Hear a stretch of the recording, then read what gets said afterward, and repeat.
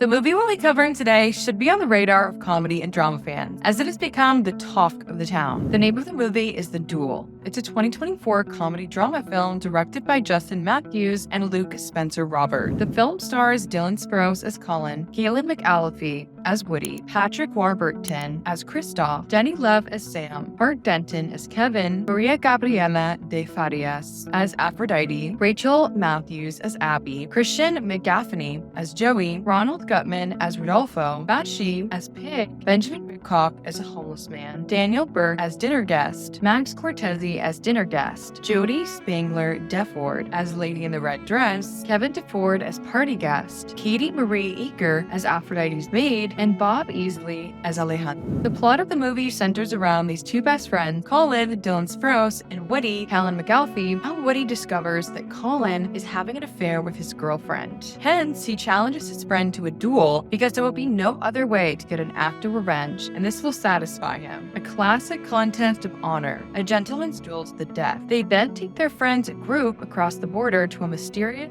stunning-looking estate. The movie was released on July 31st, 2024, and it has a runtime of 1 hour and 39 minutes. Plus, it's also rated R. Coming back to the movie, so these two best friends become bitter enemies and turn to drastic action after a series of intolerable and unacceptable betrayal. The film begins as a dark comedy, but it dramatically changes and explores different themes of justice, loyalty, and most importantly, perceived masculinity in settling conflict.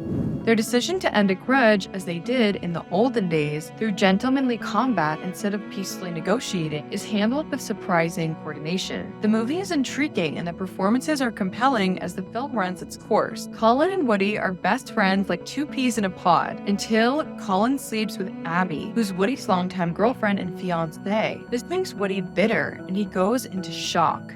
After processing this, he contacts Callan and arranges an odd meeting with him. The two former best friends have now turned enemies, and they drive in separate cars, one with a buddy called Kevin and one with a friend named Sam, from Los Angeles to San Diego. Both parties arrive at an antique dealer shop. Woody reaches out to its owner, Christoph, as a means to settle his own grievance. He then challenges Callan to a duel to the death. Sam and Kevin are speechless when Callan accepts. He's equally angry and a bit resentful. Now there's no going back to the way things once were, because the friendship is officially over. Christoph explains the classic rules of dueling, as Callan and Woody must choose their weapon of choice, whilst Kevin, their respective partners, have to find place and time. The film carefully balances its tone until a transition becomes necessary in the second act. The initial scenes in the film are meant to be lighthearted and amusing. The group then talks about the full situation and gets into silly playfulness while trying to decide the location of the showdown. Their attempts to lead an unexpected encounter that takes them in an entirely unpredictable direction. Then new characters show up with a strange fascination with Callan and Woody's conflict, and they join in on a scene which leads to orchestrating the duel and catapulting the main characters into an intense, realistic scenario. The change in the setting makes the old friends confront the violence that's about to happen. This film becomes very serious. Both Sam and Kevin have picked sides they are rooting for, supported Callan and Woody, but they're still clinging on to the hope there's a way to stop the situation from escalating. They both know for a fact that talking won't solve their problems, but can killing someone help Callan and Woody find some peace? And can or will they forgive themselves afterwards? What comfort can come from taking the life of someone they had a bond with? After all, both these best friends were like brothers to one another. Callan and Woody straightforwardly share their reasons for their actions with brutal honesty. Callan knew how important Abby was to Woody,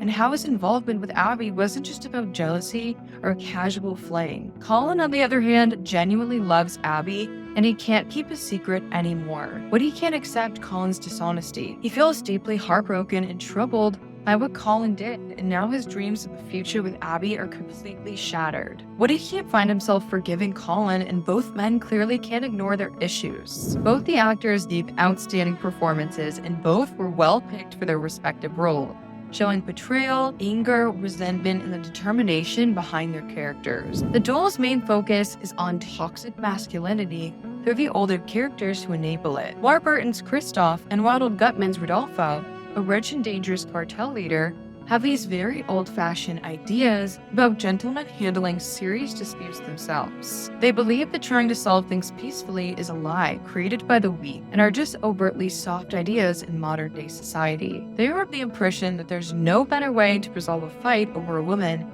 than with death. This old-fashioned way of thinking is questioned in the movie. The film carefully keeps Abby out of the action until the climax, where she arrives and makes this final desperate attempt to put an end to pointless violence. She feels guilty about what happened and what led to the situation, but she refuses to let Callan and Woody use her as an excuse for their action. Abby delivers a moving request for peace that creates a huge impact. Callan and Woody's reactions are just as strong. The duel becomes completely mesmerizing when the guns are finally drawn at sunset. The outcome of the duel isn't easy to assume, but you can't figure it out logically. The characters aren't mindlessly rushing towards disaster. Each decision they make is made with growing awareness and sadness. When it's all over, the emotional impact stays with you long after the movie ends. The film has received a rating of 6.9 on IMDb, while the audience score on the review aggregator website Rotten Tomatoes is 100%. And that's it, folks. If you like this video, don't forget to hit that like button,